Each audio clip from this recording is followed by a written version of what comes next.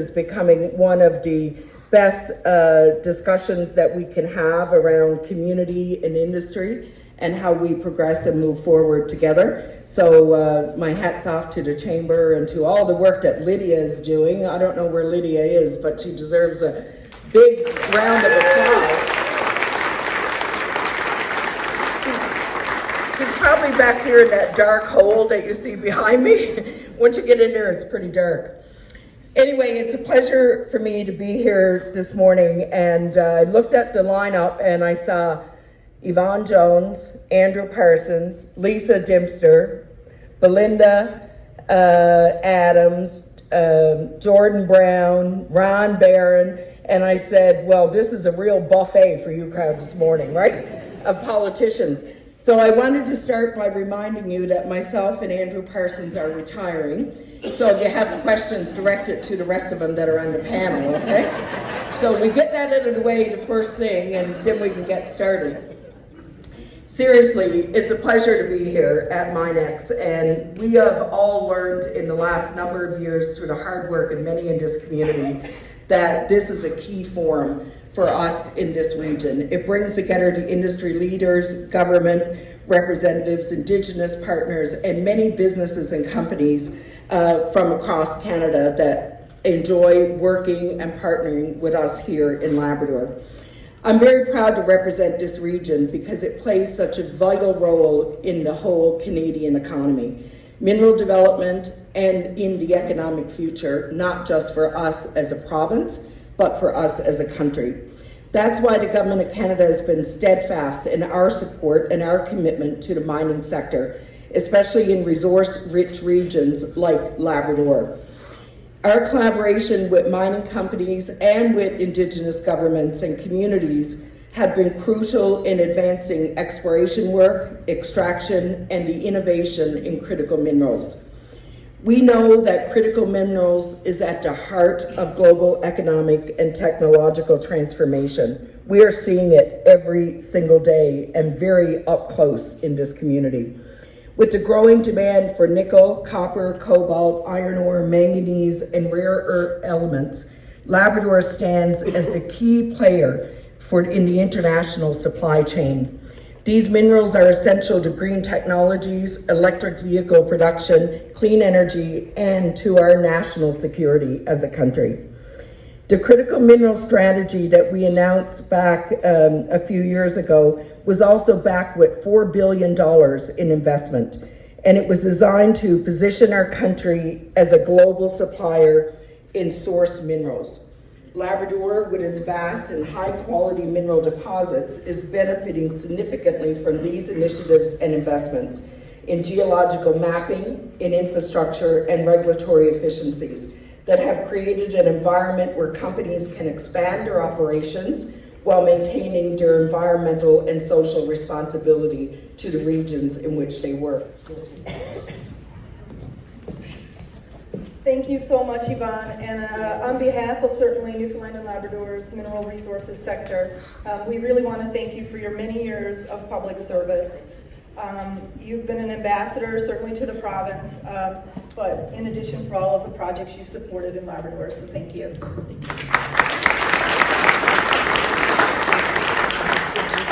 Before we proceed, I just want to touch on one housekeeping notice. If we have our phones and any electronic devices, if we could put those on silence mode, that would be greatly appreciated. Thank you.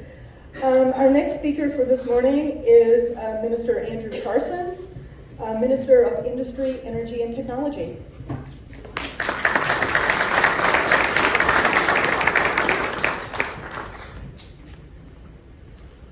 Well, thank you, Amanda. I'm going to put this up a little bit. I'm just a couple inches taller than you are. Getting high here now. Good morning, everyone. It is an absolute pleasure to be here in the Big Land and to come back to LabWest. I think the last time I was here was the summit. I think it was last year, although time is just a concept. Now I had no idea when anything is or when it happened.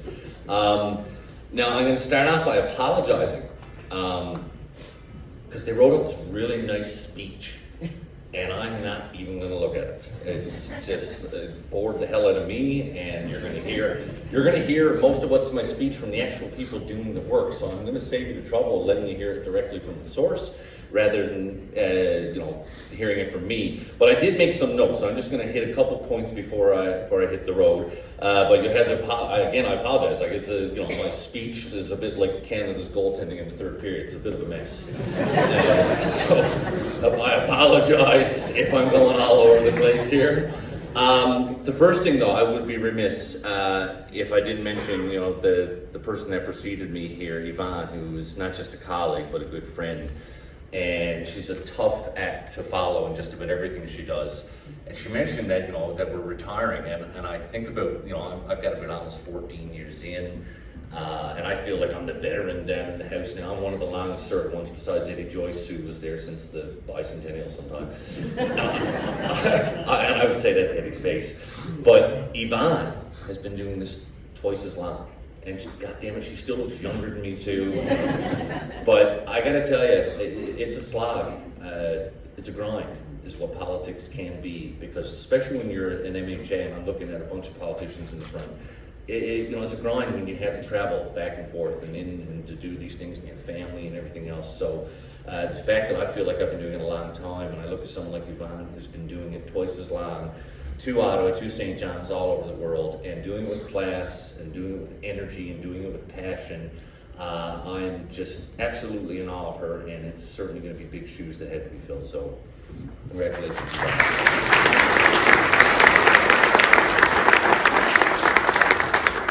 I'm not going to get into the good news too, though, Yvonne said. I'm not taking any questions, sorry. But and in fact, it's a lot of the big issues that were mentioned, and Yvonne did a great sort of snapshot covering things, and you've got great speakers here. I got to tell you, the LabWest Chamber, for what they put together here, this is a phenomenal event with an amazing representation here, a lot of the companies, the people that you want to hear from. She did mention one of the biggest issues, and certainly one that Jordan Brown has been after me for, ever since he's got elected, he's been after. It's like anytime I get a question from Jordan, it's about power. And I think over the last year, there's been a hell of a lot done as it relates to power for Labrador and for Newfoundland. And just in the last number of months, we had this debate. And you're going to hear it. You don't need to hear about it from me, but you're going to hear about it from Walter Parsons. Again, I'm the second smartest Parsons in the room here again today. Which is the case whenever Walter is here. And he's going to do a great job. I like to say we're related. He says we're not.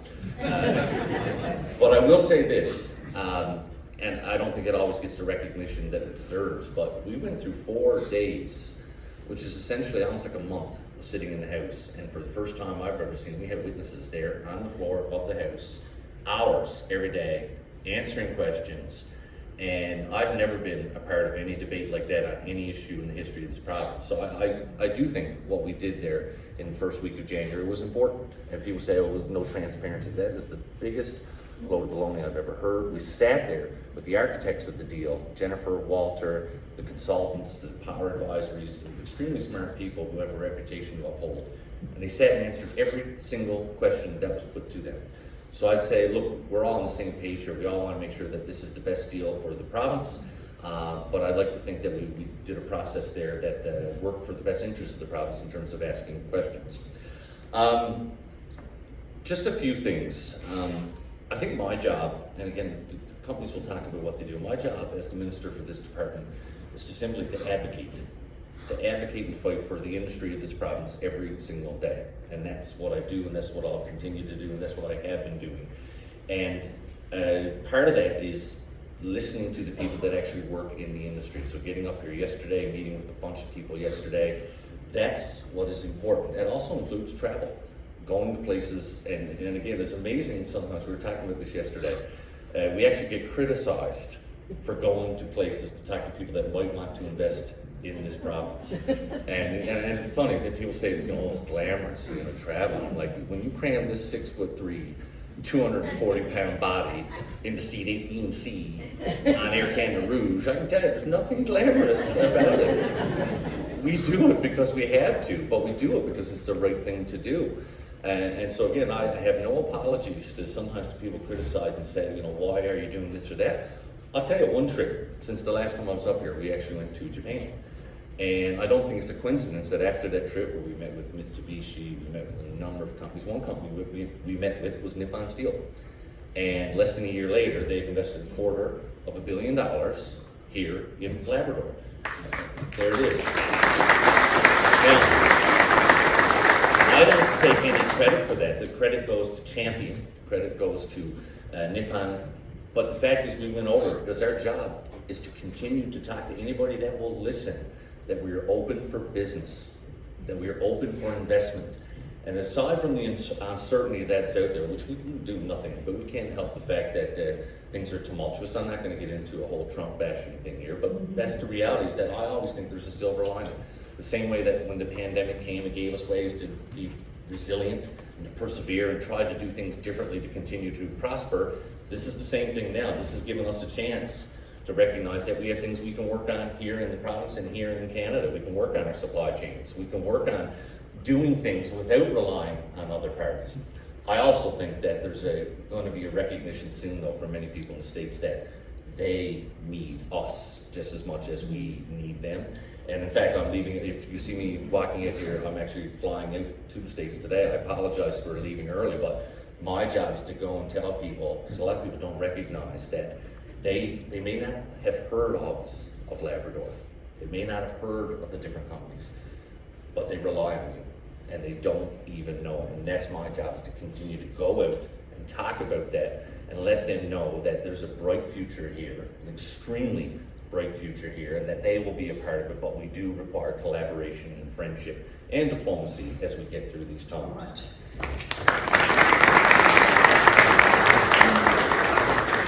Our next speaker for this morning certainly needs no introductions to this room. I'd like to introduce Minister Lisa Dempster. Lisa is the Minister of Labrador Affairs, Minister of Environment and Climate Change, Minister responsible for Labour, Minister responsible for Workplace and L, as well as the Deputy Government House Leader, and I'm sure she's got many other titles to go with that, but welcome, Minister Dempster.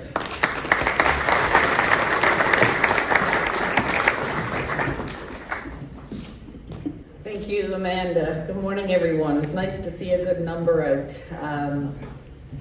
I would be remiss if I didn't start with a little bouquet to both of my colleagues, Minister Parsons, who's got to catch a flight, that I've worked with in the House of Assembly since 2013. I had to think about it. He came in 11 and I came in 13, and followed who now MP Yvonne Jones. And I remember as I was sitting there, my phone started ringing when she made an announcement that she was running federally in March of 13.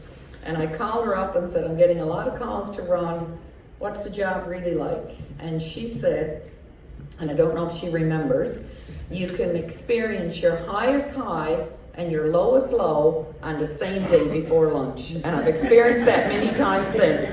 So every event that we do together now, I feel like it might be the last one, and legislatively having to go to election on both levels, federally and provincially, in 2025. And I'm sure by the time the next MINEx comes, there'll be different people standing here with me. So it has been a delight to work with you folk all these years, and I too would be remiss if I didn't thank you for your service to the people of the province, and in particular, your tireless efforts to the people of Labrador. It is not an easy job. When Minister Parsons talked about his role is to advocate in industry, energy, and technology, and I'm sitting there thinking, when your role is advocating for all of Labrador and all of the issues, it's not an easy one. Nonetheless, it is a privilege to serve, and we step up because we care about the place and the people that we call home, and I think that's what makes a big difference here, is when you're from here. I do also want to acknowledge my other colleagues from the legislature here, Jordan and MHA Brown, who works hard on behalf of all of you. MHA Din came in on the flight with me last night, and those conferences, some of you are not old enough to understand what I'm going to say because I'm an old country girl, but You meet lots of new people, and that's wonderful, but it's also nice connecting with friendships that you've made through the decades at events like this. And I think it was Kenny Rogers and Dolly Parton that said you can't make old friends. And I love that as much as the content and the networking and the value. And I look forward to seeing a lot of you over the next couple of days. So I want to thank Amanda for the great job she's doing, and for to Lydia for the invite to be here for the start of MINEx 2025. To the organizers, I was thinking last night, I'd read somewhere in 2017 you had an idea to start this forum, and the first year, I believe it was in 2017, was 140 people. And here we are today. You've sold out 250 people. You had to cut off due to fire codes. And I want everyone here to give a great hand to the organizers on the ground who works really hard to make this event such a success. And I look down and I see the two mayors here for Labrador City and Wabush, who I also want to acknowledge, Mayor Adams and Mayor Barron. Both been doing this job for a long time. They work really hard, not easy jobs. Both Yvonne and I started at the municipal tables, and again, you step up because you care and you want to see progress in your community. So it's always nice to see both of you mayors. Our next speaker for this morning is the member for the House of Assembly for Labrador West. So I'd like to welcome Jordan Brown.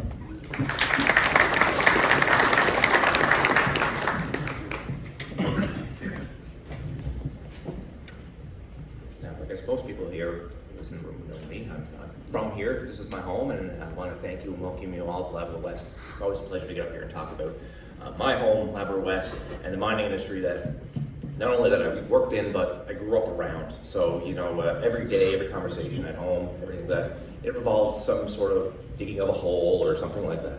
So I knew what most of the processes and processes of the mining industry were before I entered grade school. So this is what I live and breathe. And I want to take an opportunity, and it made the contribution of Labrador West to the mining industry in Newfoundland and Labrador. We have a 70-year, 7-decade history of contribution to this province, mining innovation and processes and all that stuff. Most of it that we know today in the mining industry in Newfoundland and Labrador was developed here in Labrador West. If you want a big hole dug, you ask someone from LabWest to do it, because they will do it, and they'll do it on time, and they'll do it on budget, and they will make sure that there's a profit to be made out of that hole. So this is the thing. LabWest has grown and evolved over the last 7 years, or 7 decades. We've now entered a new age of mining, and we're in a new age of steel development with the low carbon and green steel. So we are the precipice. We are the home of the iron that is going to make that green steel. This is where it's going to come from. And with high-grade iron ore added to the critical minerals plan, both provincially and federally, this makes Labrador West the home of that, and we are going to be the drivers of that in this country. And we should show that the Labrador Trough is the future of green steel making, and Labrador West is the gateway to that. That means that the industry and businesses, governments of all levels, need to invest into this region. The investment needs to come over the next 6 years to prepare for what is coming. And what's coming is a very large transmission line. And that transmission line is going to unlock and unleash some of the largest projects in mining in this province has ever seen. And that is why as we here for us, the MHA for Labrador West, but also with my colleagues in the House Assembly, but also my colleagues in Labrador City and Wabush Town Councils and the ministers mentioned. But we have to invest and be prepared for this future, because we want our communities to grow. We are Labrador City and Wabush. We are communities. We're not mining camps, we are communities. And we want to continue down that path. And that's what the residents of Labrador West want. They want to be able to show that this is their home and will continue to be that. And that's why we ask, for investment in that. We want to be at this top of this. We want to be on top of this, but we also want to be the beneficiaries of the amazing resources that are coming. And as we prepare for this year, we want to make sure that we continue that. And I'm glad to hear the two ministers previously and the MP for Labrador mentioned FIFO, and I mentioned that that we will have to work to build houses, to build a community, and to continue the prosperity that we have and we've known for years. We have been doing this for 70 years. This didn't happen yesterday, and then we want to continue to do for another 70 years. And if you start adding up all the mine lives of just the 2 mines that we have here now, add that plus the other projects and proponents that are waiting in the queue, we're looking at 200 years of mining. in one region. Not many places in this country get to say that. Not many towns that started off as a mining town, not many of them get to say that they're going to be around for another 200 years. And that's just mining the same resource. That's not on top of all the other discoveries that are yet to be made that we know of. And that's why we need to be prepared for the next 6 years, as we prepare our community for CAMI, for upgrades at IOC, for Takora. And that's why we all have to get together and realize that this is what we are in. Investments in LabWest and investments is the investment in the future of mining in Newfoundland and Labrador, but it's also the new future for Canadian mining. We are not a small player. We're a massive player in the whole national scene of mining.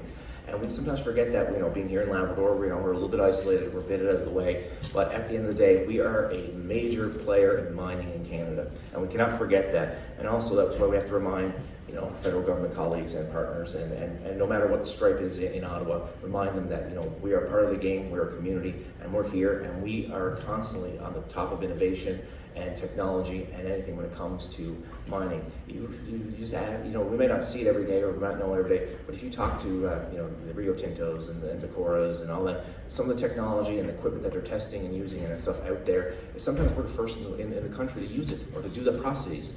I've recently reread Kane's Legacy. I met an individual who was doing some research, and she asked to borrow my book. And when she brought it back, I couldn't put it back on the shelf, but it was reread. Some of the innovations in blasting that we see today in the mining industry were developed right here in LabWest.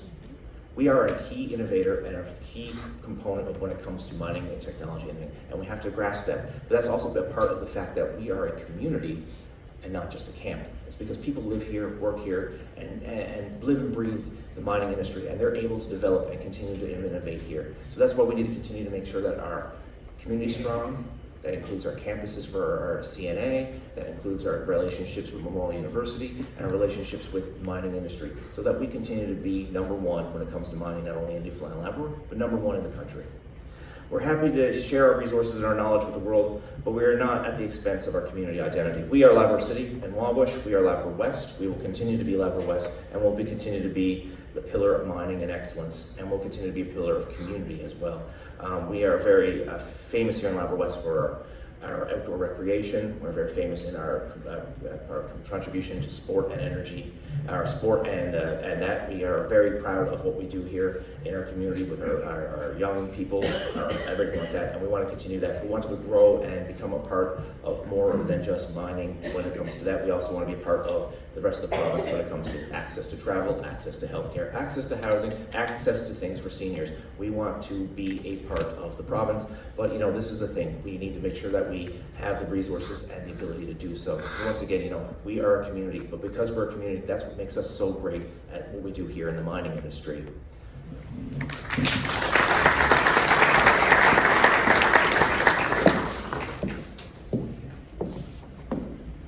don't know if there's anything left to say. You're right, I will find something. I have notes like Mr. Parsons, and I'll probably no bird shrine at the cabin the weekend, so I'll probably bring that down for kindling this weekend. Listen to all the experience, Mr. Parsons, Mr. Dempster, and everybody around, and I was reminded this past week that I've been at this for just 3 years. Served my career at IOC for 32. So be gentle, I'm just a baby. On behalf of the town of Labrador City, we would like to extend a warm and heartfelt welcome to delegates, invited guests, speakers, our partners, and our community leaders and the residents who have attended here today. It's great to have you all. Thank you for being part of this pivotal event. We are grateful to have you all here in this beautiful community and in Labrador West, which we call the Big Land, which don't have a lot of land when you're trying to build houses. Where the potential for growth and development is vast and exciting. So there will not only be scheduled concessions and things happening here this week or the next couple days, it's our opportunity to talk about it, to engage, meet other people, talk to councils, talk to political figures, talk to businesses, because the businesses and the key partners and the residents and the leaders in this community are very important in these conversations of what's coming to our community. Labrador City is a place defined by dedication, its drive, and its hard work of its people. our business community, and we are resilient, and as Jordan alluded to, we are innovative. I worked at IOC for 32 years. If I look back at when I started 32 years ago to where they are today, and I use that example, the direct reduction pellet at the Iron Company of Canada, when I was a supervisor, we hated to make it. It was the worst. And now it's the most wanted in the world for decarbonization, so that's amazing. So we've come a long way from the Iron Company of Canada perspective, from innovation and the rest of the mining, from the shutdown of the Walrus mines to the reopening of Takora. Go to Takora last night, the opening, and to actually walk down through what they're doing with their tailings and the revegetation to make it good for this community is good stuff. And we need to thank everybody for that as they move forward and continue to do that stuff. As we stand in the threshold of this exciting time, our future, we recognize the success is not something we can do alone. We need to have those partnerships. We have long-lasting partnerships here in Labrador West. At Labrador City, as mayor, we have a lot of those partnerships. And one of the places we recognize that, and nobody wants to get into the evacuation probably, but I love talking about it. One of the places you notice it is predominantly is when you go into crisis mode, everyone steps up. They show up from everywhere. Phone calls, everybody's just steady ringing of the phones that want to help you. It was trying times. From the time you got that call that said, okay, you got to form your EOC. Acronyms, my goodness, didn't even know they existed. EOC. Okay, that's when Churchill started. So it's okay, we need to support Churchill because they're in crisis. EOC, Emergency Operations Center. So you're getting a call to say, this is the PEOC. Oh my goodness, is that peeing in a cup or what's that called? I don't know anymore. So that's the Provincial Emergency Operations Center. But everybody comes together in times of crisis. But when we're trying to grow and build communities, we got a tendency to stand back because we're afraid to take risk. We need to take risk in this community. Businesses need to take risk if we are to move forward. There's a reason we don't have housing and seniors housing, but we need to start taking those risks and get that infrastructure. But we need support to do it, and that's the importance of these partnerships that we are going to build here this weekend and continue to build going forward. As I talked to Lydia, she talked about how many returnees we have, but it was enlightening and humbling to know that there's so many new people that came to our community. Unfortunately, a few didn't make it because of the weather and the planes, but that's okay. They're on board to help us with the growth of our community that we see as a pivotal point in our community. While we're doing this, we need to ensure the stability of our resources, the stability of our community, as Jordan talked about, being mindful of the need to protect and respect our youth, our seniors, and our most vulnerable. They are the people that, in this community, if we take care of that three groups, and that's what Council prides himself on, take care of those three groups and you'll grow this community easily. But you got to be partners with them and listen to them and get us there. We must be inclusive and diverse. We can't be narrow-minded to think that we can't include people in this. We can't do it alone. We are great. We are wonderful miners here. We've done it for 70 years, as our MHA said, but we still need to be inclusive and diverse to make it even better. This is a journey that requires accountability. That and the willingness to talk calculated risk. It's accountability. It's accountability on our part as a council. We hear it in the last few weeks in our community alone, talking about our housing crisis and where we are. So the town of Labrador City, behind the scenes, as our MP talked about, our MHA and our Minister Dempster, is behind the scenes there's a lot of stuff happening. For the town of Labrador City, just in this budget, we're looking to we have an application for 52 lots up on Waxwing for infrastructure money. And we're going to hound the government. I wish Yvonne wasn't leaving and Minister Parsons wasn't there because they're good allies in pushing stuff like that forward for us. But we got to continue it. So 52 plots for infrastructure up behind Waxwing. The commitment from the government last week, when I got the call and I messaged council that, the government had said they're going to put 40 units here next year. And that they said that was their commitment. Again, I'm cautiously optimistic. Same with MP Jones. I met her last night and asked the question if the application was in for the CMHC. That's the stuff that we have to continue to push, but the commitment was made for a 40 unit. So on that note, the town of Labrador City was working in the background as well for a seniors unit for, I'm going to say, Craig Purvis correct me in the background, but 32 units. For 32 units. That hasn't come off the table. Just because the governor's putting 40, this town needs a 1 to 5 year plan. on housing and development to coincide with IRC and the Decorers and the champions to move forward. It's all got to be in conjunction. And to use the word of my colleague Craig Purvis, it's an ecosystem that has to come here. Because it's not just about the housing and the mining and where we're going forward. What about that ecosystem of a school that hasn't been built since 1982? We don't have it here. How do we retain doctors and the retention part of that? How do we get it all here? It's got to be an ecosystem that's built surrounding that. So there's a lot of work to do. The town of Labrador City has already recognized, just in a meeting, you're in another meeting, and all of a sudden, because I am squirrel, so I definitely do that to him, and I apologize to him here publicly, is I squirrel. Because guess what? You're sitting there like, oh my goodness, how many more people are we going to need? We need to think about that now. Budgets are done annually. 4 years is not a long term when you're running for municipal or provincial politics. It seems like you just get your feet wet and you're like, just an election? No, Belinda, there's 3. There's 3 elections. So you've made those connections with people and you're trying to move forward, but if you look at it from this council perspective and growing our team, we can't wait, and we keep saying that in council, we can't wait till next year for the election to see. We've got to keep moving. Keep the applications going, keep moving forward to get that done, because the town of Labrador City has to grow, and I'm sure, I'm definitely not speaking on behalf of Mayor Bear. He's next to get up, but I'm sure he feels the same pain. We have to grow and get more resources ourselves. In a town with restricted housing, they can't bring people in, and a town is restricted with resources for people who are qualified to do the work. So again, that ecosystem. I knew I'd squirrel off, sorry. Together we need to take the risks necessary to ensure Labrador City, Labrador West strives for our children, our seniors, and our future. The opportunity before us is extraordinary. That MOU announcement for me as the town of Labrador City and mayor, and as Minister Dempster said, you got a pit in your stomach because what does it mean? It was tough to sit there and listen and wonder, is this real? Are they really going to do this? I think the first time I came mayor, Mayor Barron was the one who was in my ear all the time. Every time someone said power, I said, oh, I do want to grow. And the mayor says, what about your power? Mayor Barron, so he rings in my ears, but every time I see him, oh, yeah, it's great, you got good ideas, but where's the power? And he's right. So where is that, and what does it look like? Because it just has to come.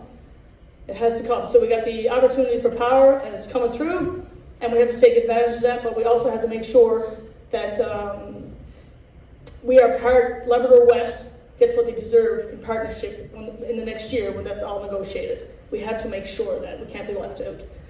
If I listen to the previous ministers in that chat, one thing I did like to hear was the fact that they were saying Newfoundland and Labrador and what it means to Labrador West. I listened to a few news articles and a few talks after the MOU and after the debate, and it was all good stuff. But it's the same thing I said when I was at M&L last year when we were talking about climate change, and we had just went through evacuation, but because people didn't see devastation, they don't realize the real impact that could have had. We've got to continue to make sure Newfoundland and Labrador normalize saying Newfoundland and Labrador, not just Newfoundland. We got to normalize that in our own conversations. We have to normalize that. It's Newfoundland and Labrador. And I felt that when I was at M&L this spring, when I was talking about all that happened in Port aux Basques and the climate change and what that reflected. When we went through the evacuation, it's the same thing. FBAN, fire behavior analysis, coolest job in the world. I love meeting with her every day. So you talk about your water bomber. George's been saying it forever. We've been saying it forever. We've sent letters to government officials, to the Premier. It's the same thing. But if you look at Labrador, include Labrador in the conversations based on risk for water bombers, you'd have it here. Fire behavior analysis, again, coolest job. She said again, a sweet, brilliant person who gave us the guidance on when we should bring people back and whatever. Despite what people, as I tell everybody, I had 178 new friends on Facebook the first day. I'd say 150 deleted by the next day. Not by me, I think they blocked me. Because it's hard to please everyone, and that's a tough one. But that's okay. But if you look at the water bomber for LabWest, we got to get better at being risk adverse, and we got to get better at giving facts. The fire behavior analysis, and when I went up in the chopper, we're class 2. Class 2 is the hottest burn you can have in the province. That's where we are in LabWest. We're class 2. So when you ask for a water bomber, class 2 is nowhere else but Labrador West. So the water bomber should be here. As our MP said, the infrastructure's got to come here. me to MP Jerry Byrne to see where that money is going, to keep we have to hold everybody accountable. Put the pressure on the pulse. Squeaky wheel do get the grease. You can say how you will. So that's the stuff we got to continue to do. That's the stuff, class 2, I got to go back to it because I'm sorry, but I get caught up in it. We have all this dense forest and all the caribou moss below. We have no snow here, as most of you probably say. We got lots if you're from Nablon, but we don't have lots. And we don't have a lot of water. We have a lot of rocks in our lakes because we're so low. So we're going to probably face this crisis again this summer if we don't get rain. So the water bomber needs to be here because we are class 2 fire zone. And it's more important than the rest of the province. And I'm not taking it away from everybody else. I think everybody should have it. But that's the stuff we're going to continue to push for. Our final speaker for this morning, to finish out our first morning session, is the Mayor of Wabush. So I'd like to introduce Mayor Ron Barron.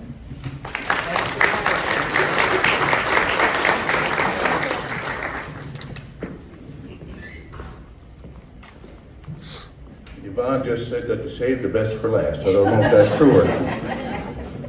But I'm going to just say a couple of things up front there before I forget. Definitely want to thank the Chamber for putting this off. I think even last year was awesome, but I think from the discussions that we're going to have this year, I think it's even going to be better with all the players that are here at the table. Thank you, Minister Dempster, for coming, and Andrew's gone now, Minister Parsons, but I know a lot of great work gets done. Sometimes we never agree on everything, but at the end of the day, I think we're still working together. But I will say this to you, Yvonne. I don't know if you remember this conversation up in Maine. We were up for combined councils one time, and you said to me, "You don't like me, do you?" I said, "No, Yvonne, I think you're awesome," and you are. I mean, no one puts the time and effort into Labrador than you have. I can honestly say that. And, we might not agree politically and stuff like that, but again, we have to work together and on the betterment for our communities, and you represent all our communities here in Labrador. So I want to thank you for being an awesome MP. So the worst thing about going last is everything gets said, but it also triggers a lot of stuff. One of the things that I'll highlight is we talked about diversification, our MC brought it up, but I think Labrador West leads that with women being hired into the workforce. I think we lead that, and probably in Canada. But along with growth comes bad things. I don't know if you noticed a gentleman out by the door here today when he came here. Well, he's getting kicked out of his apartment, senior, because they're making room for people to come in there, contractors mostly, fly in, fly out. And his name is Gerard Murphy. So I just want everybody here to know that, because not everybody is from here, you're here visiting. But this isn't the only time this happens. You look on Hatebook, or Facebook if you want to call it the real name, but it's on there all the time. People looking for accommodations because they're getting booted out, because their homes are getting sold out from underneath them, or apartments are, they're just getting the people out so they can bring more FIFO people in. 9% of our community since the last census, from what my understanding, or from the last census, we've lost. So that's upwards to 90 to 100 units in our community that now basically houses fly in, fly out workers. That's no benefit to our communities. All this great hype about the MOU that just got signed there a little while ago, I hope it all comes to be, because it will benefit a lot of people in this province. But first and foremost, it should benefit the people here in Labrador West and Labrador. The resources here, and it should benefit us. There's talk about all that power that's going to come to Labrador West to help us grow, and I hope it happens. But it can't come at a cost to our communities. Our community will not support fly-in, fly-out operations. It doesn't benefit nobody, only the people that are flying in that air. Our business people, our service industry, everything here gets affected because that money doesn't stay here, it goes out of our communities. Now I might destroy this word. I should know this by heart.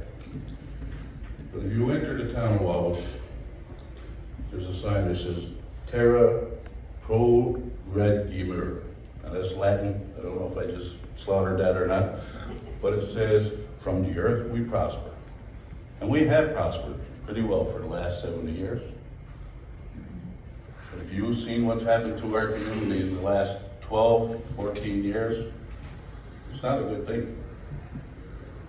Yeah, businesses are doing good, the companies are doing good, but at the end of the day, our communities are not doing good. You talk about hotels, restaurants closing, stores closing. How come we only got one store here? The risk. People don't want to take it. Back in the day, when IOC was developed and Walbush Mines was developed, the companies took the risk and put communities here for the workers to come and live. It should be no different than today. We know we need to have partnerships created. That's why our council, I know Lab City's council, we're going to try to work with government and force upon them that all this power that's going to come there. We need the investments from the provincial and federal governments to help this happen. LabWest, I don't think you can beat the communities that we live in. Have we aged infrastructure and stuff like that? No doubt we do. But with the new growth that's going to come, and this is not going to happen tomorrow, we had to prepare now for the next 5 years. Even new power is not going to come to us probably for the next 5 years. Even if they decide tomorrow to bring that extra line in here, it's going to be 5 years. So great that that's going to allow us to plan and prepare. We have a subdivision that we planned back in 2012 in Walbush, on the other end of town, on the Pump House Road. Hopefully we will see that come through fruition now. 167 units. There's more land there yet that we can develop. We're looking at a seniors development, 20 to 30 cottages. This is what we're moving on now as a council, trying to push that one through, because that frees up 20, 30 units in our town, or houses in our town that people can now buy and live here and work. Not somebody buy so they can fly people in that area so they can work.